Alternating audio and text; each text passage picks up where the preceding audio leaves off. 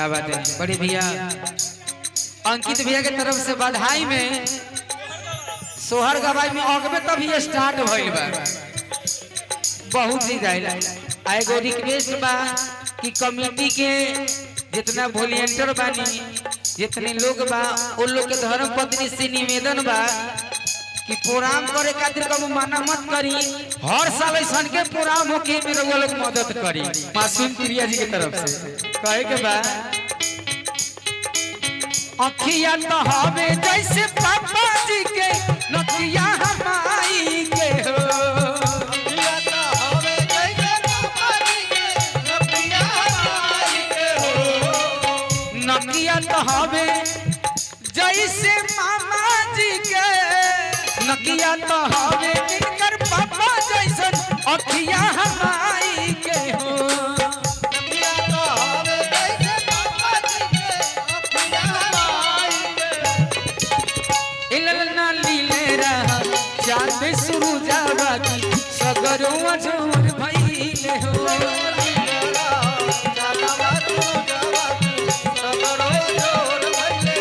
इलना लीले रहा चांद शुरू जावा की सगरों जोर भइले हो।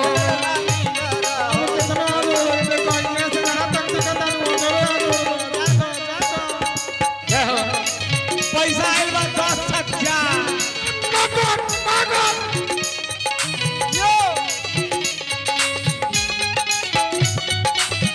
क्या बात है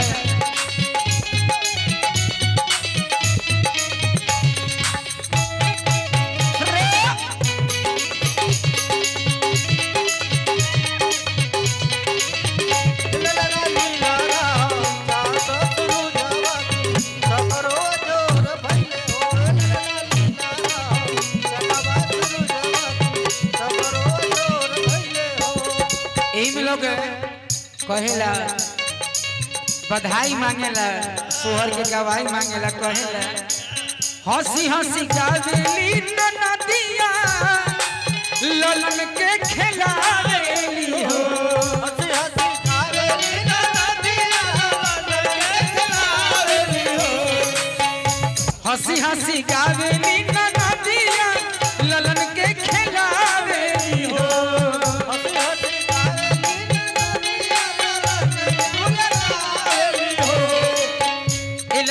हंसी हंसी एलना हाजी हाजी तिहुली चलावेली रंग बरसावेली हो।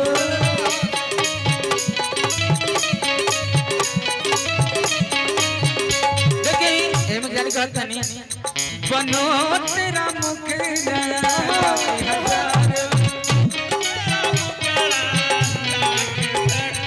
बनो तेरा मुखड़ा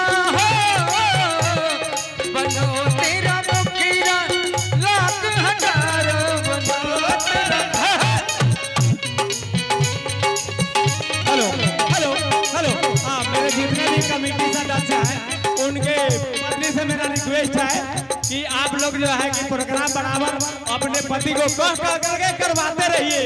आपका छठी मैया लोग का कृपा बना रहेगा। जय छठी मैया।